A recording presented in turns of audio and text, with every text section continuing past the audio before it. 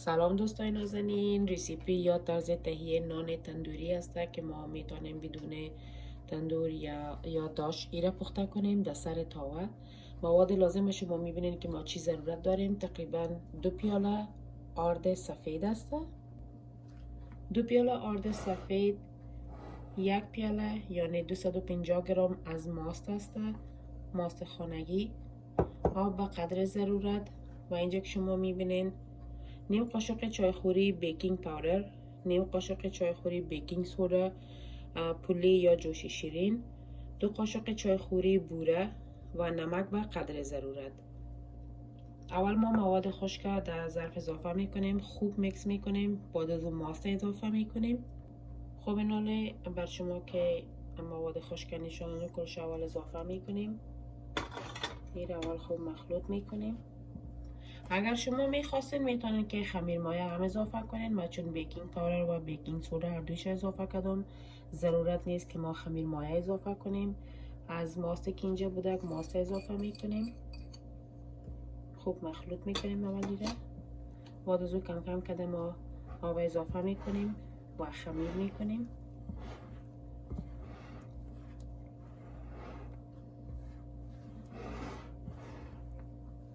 ناله بسیار کمک که ما آب نیم گرم اضافه میکنیم و خمیر میکنیم.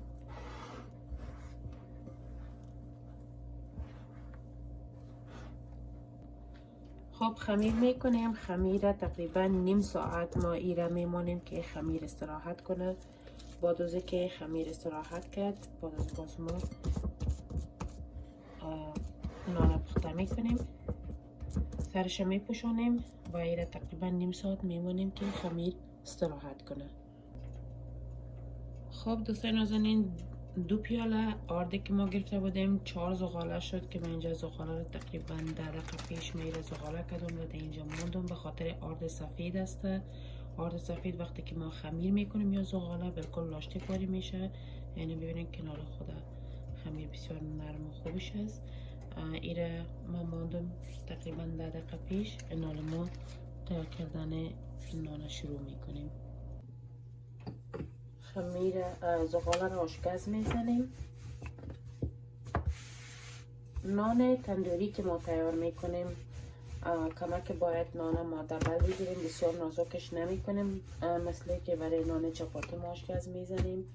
این نان کمک باید دبلتر آشپز زده شود.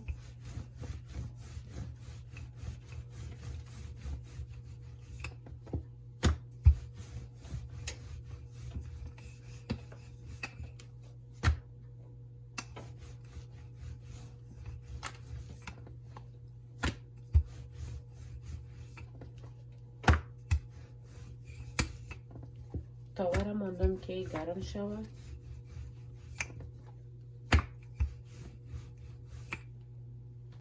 خب این طرف شما در طرف تاوه بندازیم. همین طرفی که ما در طرف تاوه است اول باید ایره خوب ما تر کنیم تا که به تاوه بچسبه.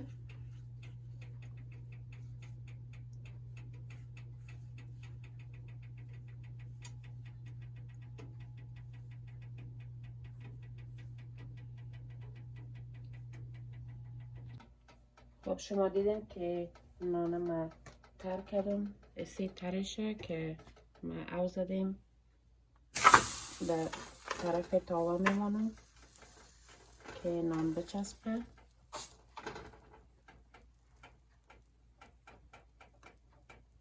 آتش بسیار زیاد تیز نباشه، میمانم که طرف نان پخته شود.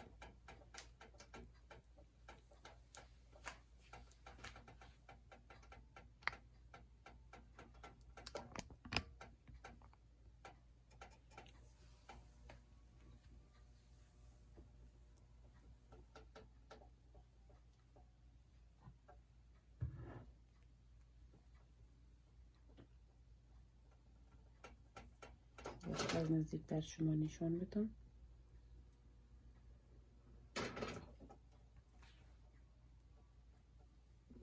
خب این حاله این طرف نان ما استای کرده دور میتیم در طرف آتش و میمونیم که پخته شود.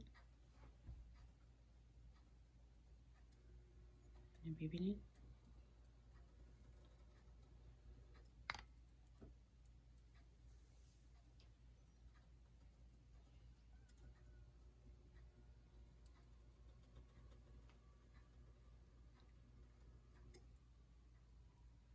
از تاوه باید استفاده کنین که نان در تاوه بچسبه و مینی کمپانی است تاوه ما. اینه ببینید چقدر مقبول آماده شده. آتش کمک تیز میکنیم و میمانیم که طرفش خوب پخته شود.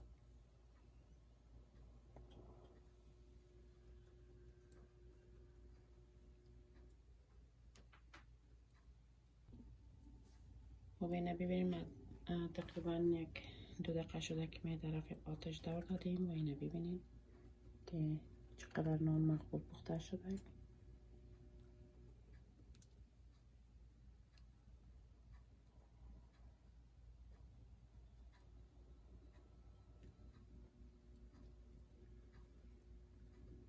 نان مکمل پخته شد.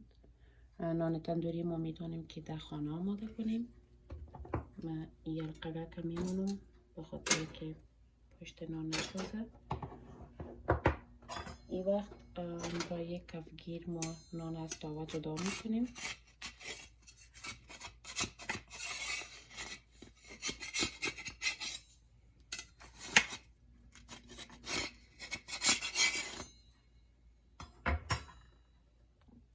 و اینا پشت نانم بر شما نشان میدم. بالکل مثل نان تندوری آمده. ما میتونیم در خانه آماده کنیم. خب یک نان دیگر رو من میبینیم که من آشگاز زدم. کمک کلانش میکنیم. همون قسمه که بر شما گفتم کمک به سر شما آب اضافه میکنیم و خوب طرفی که تاوه است این طرف تاوه میره میره ما خوب تر یا خیس میکنیم و بعد از این ما در سر تاوه میپردیم.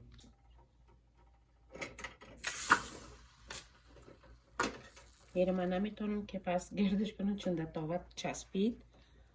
میمونه که یک طرفش پخته شود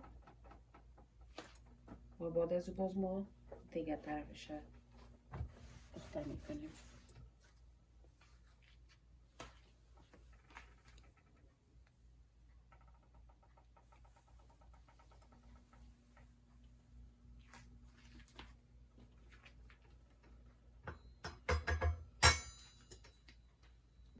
خب تا که نان پخته میشه اینه ببینین که ما 2 دانه نان پخته کردیم که بالکل مثل نان تندوری واری است و یا پشت نان است. اینه ببینین که چقدر مقبول پخته شده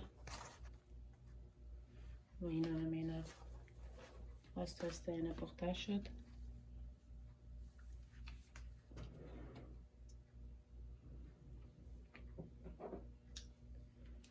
خب ناله من یلقه که مونده میره پس میکنیم از سرش.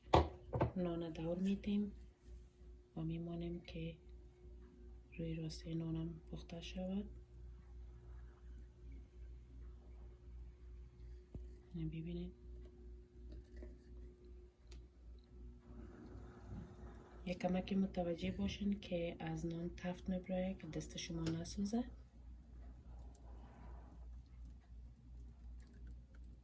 ببینید چقدر مقبول تیار میشه.